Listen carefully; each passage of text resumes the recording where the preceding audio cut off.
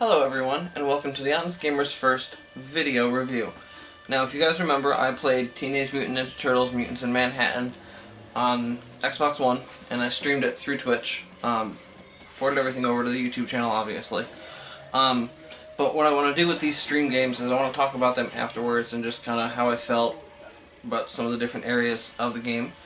And since I just recently beat this one, I'm going to talk about this one.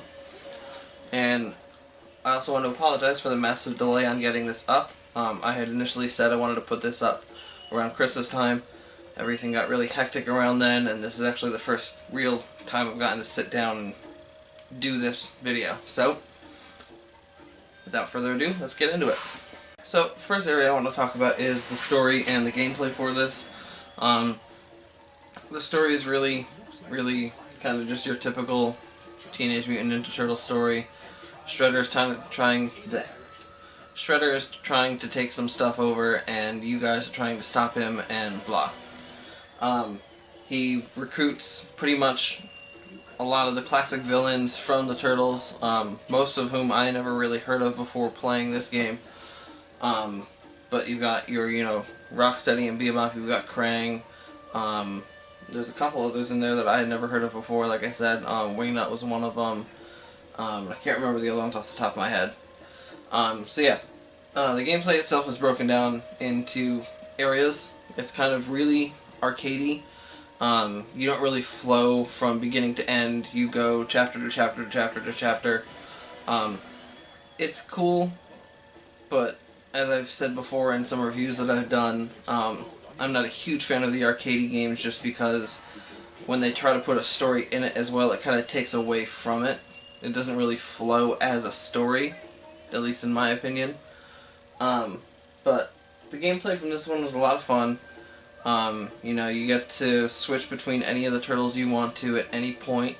They each have, skill trees that they can level up their powers and stuff. A lot of the moves are essentially the same, so you can, assign one move to one turtle, a different move to a different one, so that way between all four of them you can kind of encompass everything and have the full arsenal at your will.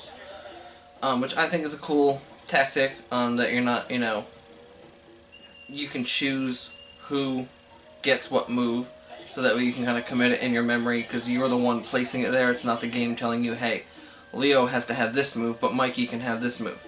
You can choose them wherever you want, and so, if something kind of clicks to make you remember it better, like, oh, that would go good with Donatello, then throw it on Donatello. The controls in this one are extremely simple. They're all just really just beat 'em up controls. You've got a couple attack buttons, you got your jump button, you got a block button. You've got a button that lets you lock on enemies. It helps really only with the bosses. I used it a lot, but I didn't really feel like I needed to use it. But again, the controls stay the same throughout all the turtles too, so that's a nice touch. There's also a command system in this one where you can tell, the other three to wait, or to go ahead, or to be stealthy, or to be full attack. I never used it in the game other than in this tutorial level where it tells you to use it, just because I didn't really care to. There was no advantage from it. Like, it's a cool system, but I didn't feel like the game needed me to use it to beat it. Another thing I like in this game was the soundtrack. All the levels have this kind of like upbeat, techno-y kind of sound to it. It really fits the mood of just running around and beating shit up. There are areas where the sound gets a little more slower and mellow, and it's in the areas that, you're supposed to be a little bit more stealthy, so it kind of calms you down. But even then, it's really cool, because I like the games with soundtracks that you notice them, but it's not overpowering. Like, you can tell it's there and you can kind of get into it while you're playing the game, but you're not ignoring the game to, sing along or jam out or whatever. And this one has that perfect kind of niche sound where you can just zone out to the music and go, oh, rah, bam, bam, bam, bam. The last area of the game that I want to talk about is the difficulty, which is really all in your control. You get different levels to choose from for the enemies. So if you're really good at these kind of games and you want a beefed up challenge, you can set it to the highest one. If you're just kind of cruising through for the story, or you're not that good at these games, you can dumb it down, go somewhere in the middle, which is what I did.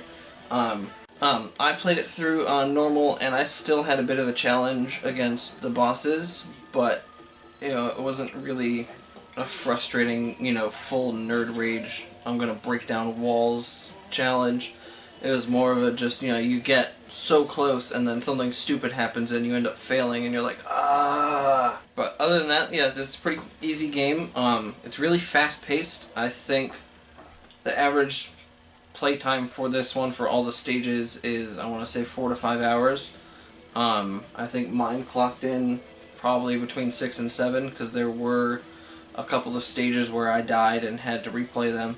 When you go down, you kind of have two options at your disposal.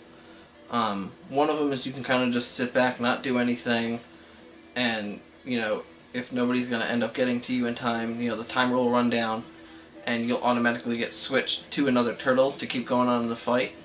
Or there's a prompt to return to the lair when you're down, which what you do is you end up dropping back into the lair, and there's a pile of pizza in front of you, and you get a little like mini button mashing game to replenish your health with the pizza. But if you do it too fast, you end up like burning your mouth, and it delays you a little bit. It's a fun little mini game that I actually didn't discover until one of the later levels. But it's a cool little, Mikey nod with that one. So overall on this one, I'd have to say, even though it is really short, it is a lot of fun. However, I wouldn't buy it unless you can get it for 10 to 15 bucks.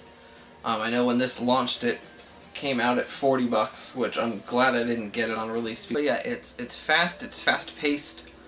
The controls are really easy, they're a lot of fun. The whole game is a lot of fun.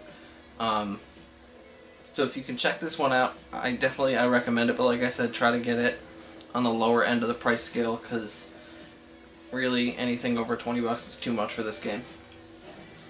So that's going to do it for my first video review. Let me know what you guys think down in the comments below, or over on the Facebook page, and I will actually have another one for you guys in the next couple of weeks. So until then, game on.